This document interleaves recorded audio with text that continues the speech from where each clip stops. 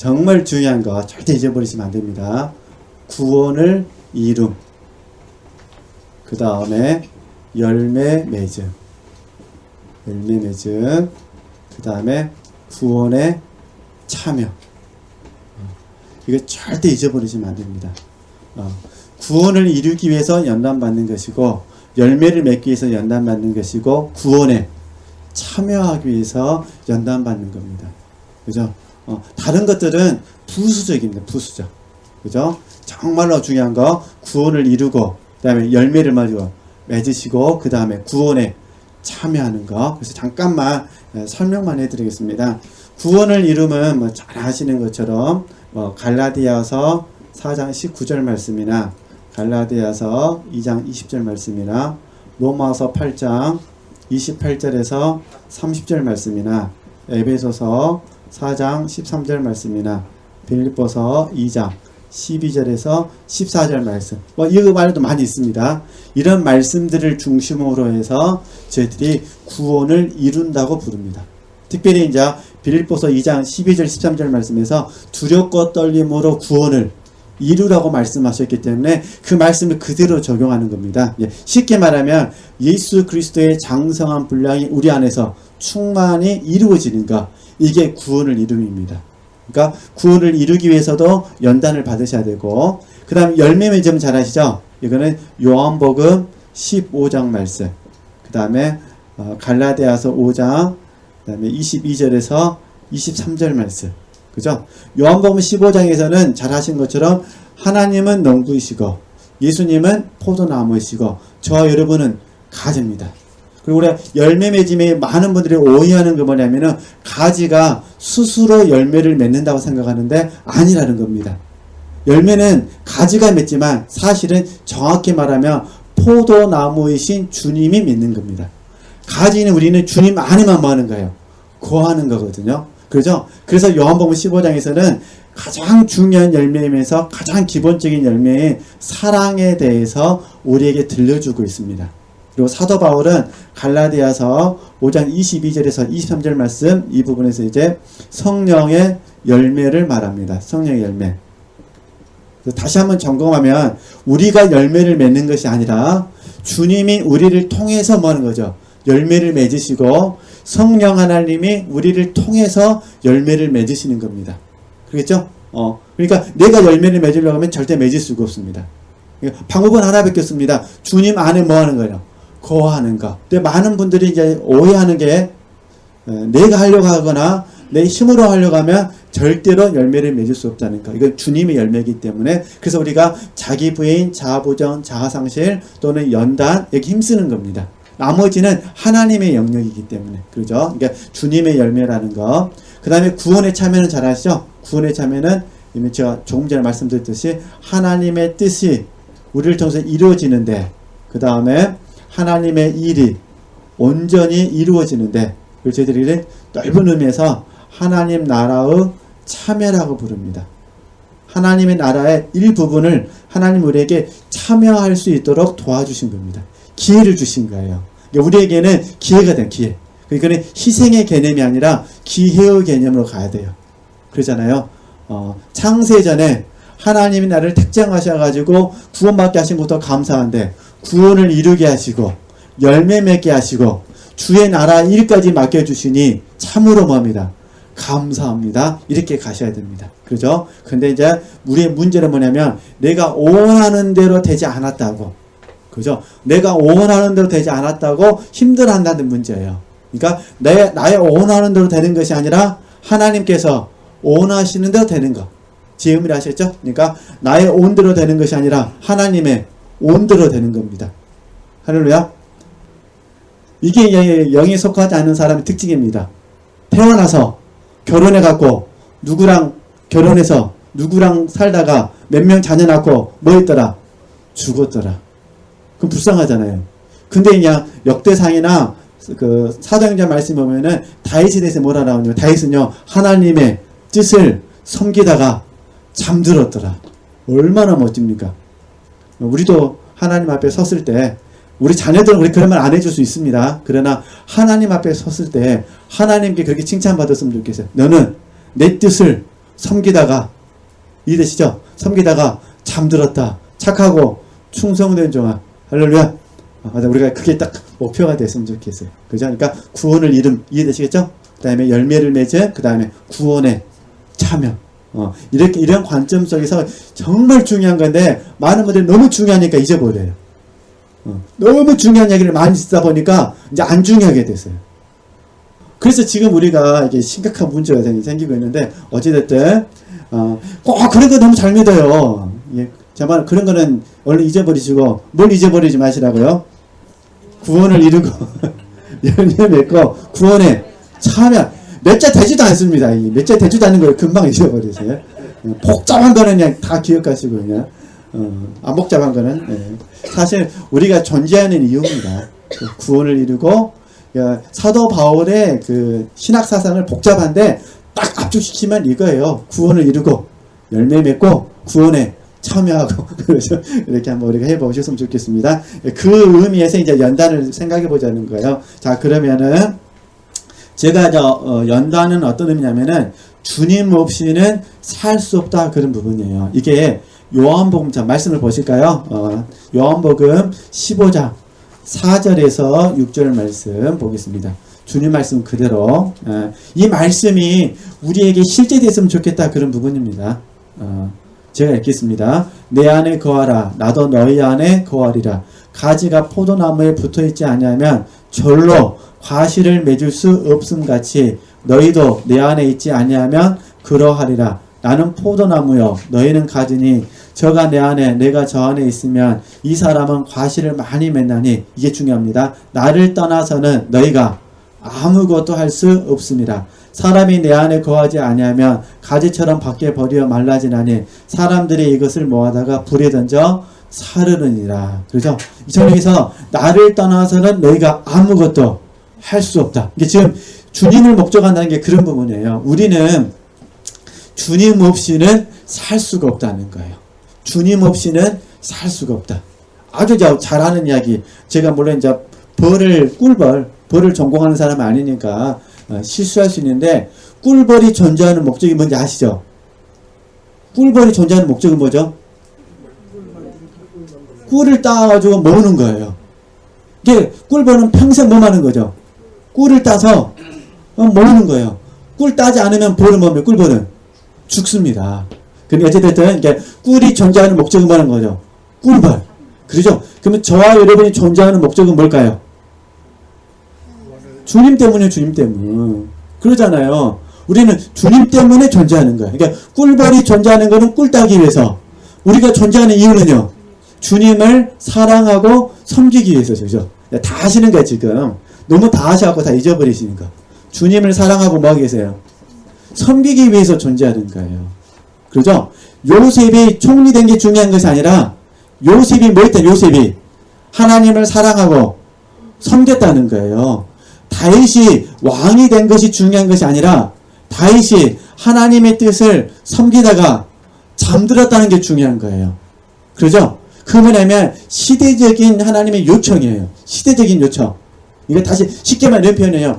요셉 시대에는 많은 사람이 기근으로 해서 죽으니까, 그러니까 하나님이 온 백성을 살리셔야 되잖아요. 이 살려야 되니까 누가 필요한 거예요? 요셉이 필요한 거예요. 요셉. 이해되시죠? 근데 지금 우리 시대는 지금 먹는 것 때문에 굶어 죽는 사람도 있을 수는 있지만 보편적인 상식에는 없잖아요. 그러니까 우리는 죽었다 깨어나도 총리는 못 됩니다. 이해되시죠? 다윗은 왕이 될 수 있어요. 그때는 왕조 국가에 있으니까. 지금 우리는 죽었다 깨어나도 왕 돼야 안 돼요. 왕 못 돼요. 그렇죠? 근데 우리가 다윗을 좋아하는 이유는 다윗이 왕이었기 때문이 아니라 다윗이 하나님을 사랑하고 뭐였기 때문에, 섬겼기 때문에. 정말 맞죠? 우리가 요셉을 좋아하는 이유가 뭡니까? 요셉이 하나님을 사랑하고 하나님을 섬겼기 때문에. 우리가 다니엘을 좋아하는 이유가 뭡니까? 다니엘. 하나님의 뜻을 섬기고 사랑하고 하나님 뜻대로 행하는 거, 그것 때문에 그런 거잖아요. 그렇죠? 총리 된 거 좋은 거 아니고 왕 된 거 좋아하는 거 아니시죠? 하여튼 우리의 가치관은 이제 그 정도 된 줄 믿습니다. 우리가 사도 바울을 좋아하는 이유도 무엇이죠? 사도 바울을 영적인 멘토로 삼는 이유도 딱 하나예요. 그가 예수 그리스도를 뭐 해야 되냐? 사랑하고 섬겼기 때문에. 그러죠? 그러니까 우리들의 주 관심사는 무엇을 가졌냐, 어쩌냐, 이건 되면 안 됩니다. 이건 아주 초보적인 수준이고, 우리의 유일한 관심사는 뭐가 됐으면 좋겠습니다. 예수 그리스도를 목적하는가, 그러지 않은가. 그러니까 꿀벌이 존재하는 거는 꿀이 목적입니다. 그러니까 우리가 존재하는 건요, 예수 그리스도다. 제가 그래서 그 생각을 해보게 된 거예요. 아, 맞구나. 정말 주님 없이 살 수 없는 사람이 되는 것이 하나님께서 기뻐하신 사람이 되겠구나. 그렇죠? 우리 지체들이 기가 막힌 음식으로 먹고 산다 하시더라도 누가 없으면요, 주님이 없으면 의미가 없습니다. 내가 오늘 하루 컵라면 걸 한 끼를 때운다 하더라도 누가 계시면요, 예수 그리스도가 계시면 그건 참으로 감사할 일입니다. 그러니까 날마다 이렇게 고백하셨으면 좋겠어요. 나는 주님 없이는 살 수 없습니다. 그죠? 물고기가 물을 떠나 살 수 없듯이. 잘 맞죠? 너무 쉬운 말이니까 좀 안 잊어버렸으면 좋겠습니다. 힘드실 때마다 하나님 앞에 이렇게 기도하셨으면 좋겠어요. 하나님, 물고기가 물을 떠나 살 수 없듯이 나는 하나님을 떠나 살 수 없습니다. 영성이는 훈련 없이 살 수 없듯이, 이해되죠? 이제 물고기가 물을 떠나 살 수 없듯이 영성이는 훈련 없이는 살 수 없습니다. 이렇게 좀 고백해 보셨으면 좋겠어요. 그럼 연단도 마찬가지예요. 연단 없이는 우리가 주님만을 목적할 수 없다, 그런 부분입니다. 그렇죠? 그래서 오늘 공부하는 연단은 나중에 다 교재에 있습니다. 보통 저희들이 버리고 그 다음에 채우고 이렇게 많이 적용했는데, 버린다는 부분은 이제 시간이 부족하니까 강의하지는 않고 일단 교재를 다 참고하시면 됩니다. 제가 이제 오늘 같이 나누고 싶은 부분은 체험이라는 공과 속에서 우리가 좀 연단을 받으셨으면 좋겠어요. 그래서 매료됨을 말씀드린 거예요. 채워서 많이 매료되셨으면 좋겠다, 그런 부분입니다. 그렇죠? 흠모할 수 있으셨으면 좋겠어요. 그래서 이런 몇 가지 주제들을 좀 같이 나눠보려고 합니다. 자, 그러면은 교재에 돌아가서요. 자, 그러면 자, 제가 먼저 하나님의 임재 때에 이렇게 표현했고, 그 아랫부분을 보시면은 하나님의 징계 때라고 제가 표현을 했습니다. 그렇죠? 자, 그러면 이제 하나님의 징계 때에다가 밑줄을 그으시고 아래다 하나 더 쓰시겠어요? 하나님의 부재 때에도. 그러니까 우리가 삶을 살다 보면은 하나님은 항상 우리와 임마누엘 하시지만, 그럼에도 불구하고 하나님께서 임마누엘 하시지만 당신의 사랑을 멈추실 때가 있으셔요. 그래서 당신의 사랑을 나타내실 때는 임재, 당신의 사랑을 나타나지 않을 때는 부재. 근데 우리가 부득불이든 어쨌든 육체를 신뢰함으로 말미암아 실패하면 징계가 있어요. 징계 때에도. 그러니까 임재 때에도 부재 때에도 뭐 할 때도요, 징계가 있을 때도 우리는 전부 다 믿음으로 삽니다. 그래서 나의 의인은 믿음으로 말미암아 살리라고 말씀하셨어요. 이때 믿음으로 살 때 하나님 어떻게 하시나요? 이때 믿음을 하나님은 연단을 시키시죠. 믿음, 연단. 그러니까 어쨌든 임재 때에도 부재 때에도 징계 때에도. 잠깐 제가 이제 성경 말씀에 인용해놨어요. 잠깐 보도록 하겠습니다. 임재 때는 뭐 설명 안 해도 아시겠죠? 뭐 너무 잘 하실 것 같고, 그 다음에 이제 부재 때는 시편 42편 1절 말씀. 부재 때는 시편 42편 1절 말씀을 묵상하시면 되실 것 같습니다. 시편 42편 1절 말씀. 그러면 이제 징계 때를 한번 보도록 하겠습니다. 징계. 제가 이제 시편 3편하고 4편, 그 다음에 요한복음 21장을 잠깐 이렇게 써놨습니다. 그죠? 그러니까 시편 3편하고 4편은 잘 아시잖아요. 징계. 근데 잠깐 봐보세요. 자, 시편 57편하고 잠깐 비교해 드릴게요. 지금 다윗은 성장했는데 잘못했잖아요. 그죠? 잘못했습니다. 그러면 시편 57편일 때는 다윗이 사울 왕으로 말미암아 도망 다닐 때 쓴 거예요. 그리고 시편 3편하고 4편은 이제 왕으로 있다가 압살롬의 반란으로 인해서 이제 도망 다니면서 이제 광야죠. 광야에서 쓴 시예요. 근데 가만히 시를 분석해 보면은 다윗의 태도가 달라요. 그죠? 그러니까 잠깐 시편 57편일 때는 다윗은 지금 믿음이 성장해져가는 ING 과정 속에 있었어요. 그렇기 때문에 지금 젊은 나이에 기름 부음은 받았지만 사실 왕은 아니었잖아요. 믿음 안에서는 왕이죠. 믿음은 바라는 것들의 실상이요 보지 못하는 것들의 증거이기 때문에 다윗이 믿음 안에서는 왕이었지만 실상은 왕이지는 않았습니다. 그렇죠? 그렇기 때문에 이제 왕이 될 것이라는 믿음 안에서 훈련을 받는 거예요. 그러니까 이때는 주로 의지를 사용하는 게 많아요. 그래서 예를 들면은 내 마음이 확정되었습니다. 내가 새벽을 깨우겠습니다. 하나님을 찬양하겠습니다. 이게 많다는 거예요. 그렇죠? 근데 시편 3편하고 4편 같은 경우는 이미 나단 선지자를 통해서 하나님의 뜻을 알았어요. 그렇잖아요. 그리고 이 하나님의 뜻이 압살롬이 반란을 일으켰을 때 다윗의 입장에서는 감각이 됐어요. 나단 선지자를 통해서 하신 말씀이 지금 압살롬에게 뭐니 들어? 압살롬을 통해서 이루어졌다는 걸 알게 됐어요. 이해되시겠죠? 그러니까 지금 다윗은 당연히 어떤 태도를 취해야 될까요? 옳소이다. 이렇게 된 것이 아버지의 뜻입니다라고 해야 돼요. 그러니까 겸손의 자세로 갈 수밖에 없어요. 그러니까 시편 57편 같은 경우에는 정확하게 하나님의 뜻을 내가 감각이 안 드는 거예요, 지금. 그렇잖아요. 사울왕이 죽어야 자기가 왕이 되는 거니까. 근데서 다윗이 막 사울왕 먼저 죽어라고 조조하지는 않잖아요. 하나님의 때를 기다리는 것이고. 근데 지금 압살롬의 반란을 딱 경험했을 때 딱 다윗은 감각이 됐다는 거예요. 지금은 내가 징계를 받을 때다.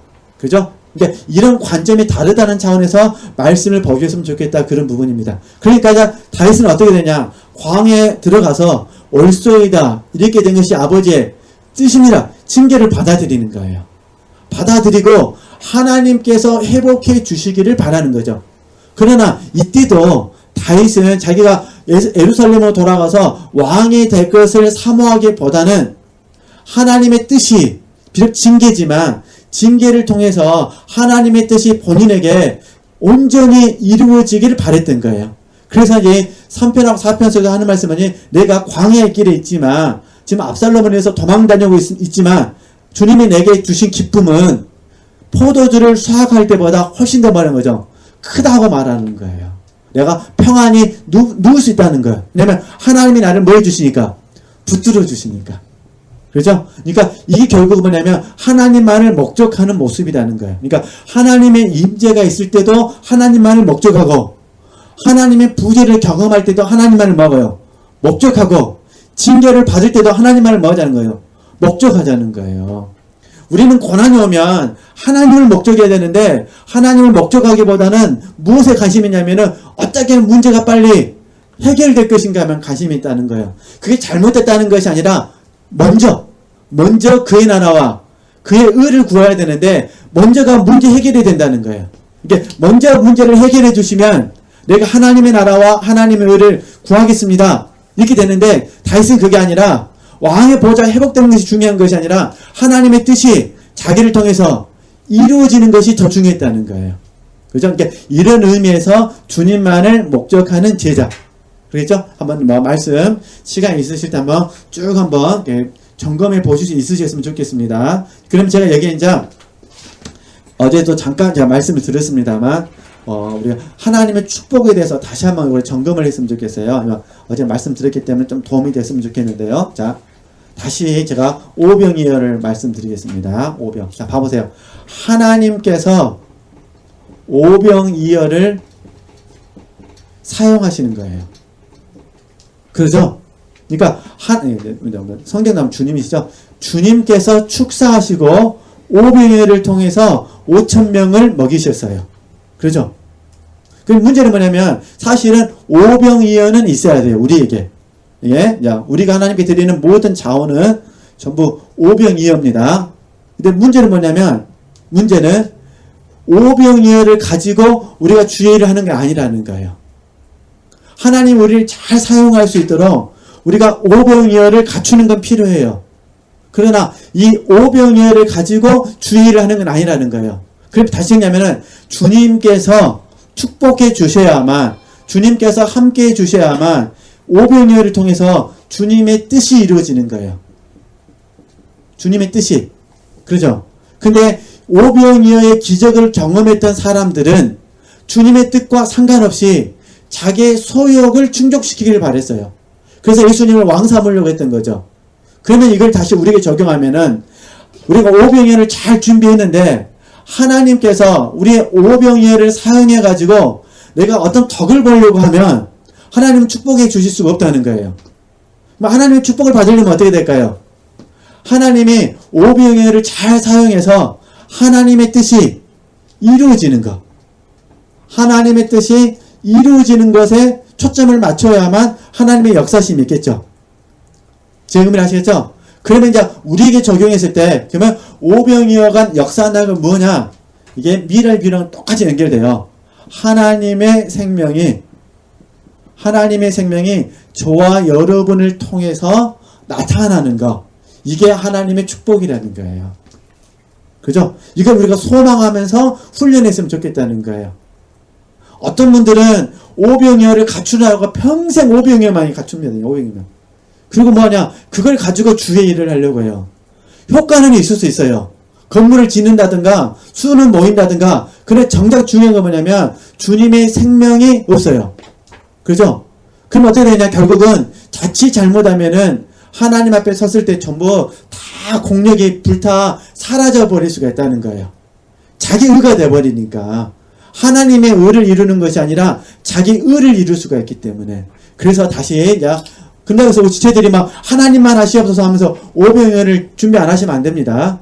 어떤 분들에게 오병이어는 믿음일 수가 있고, 어떤 분들에게 오병이어는 기도가 될 수도 있고, 어떤 분들에게 오병이어는 헌신이 될 수도 있고, 어떤 분들에게 오병이어는 참여가 될 수도 있습니다. 그죠? 저도 하나님의 저를 사용할 수 있도록 오병이어를 잘 준비해야 돼요. 저 같은 경우는 지식과 지혜의 말씀을 잘 준비해야 돼요. 그러잖아요. 하나님이 뭐 할 수 있도록? 사용할 수 있도록. 근데 제가 지식과 지혜를 사용해서 여러분을 깨우는 게 아니라는 거예요. 여러분에게 은혜를 끼치는 분은 누구시라는 거죠? 주님이시라는 거예요. 그럼 저는 뭐 해야 될까요? 오병이어를 잘 준비해야 돼요. 그랬죠?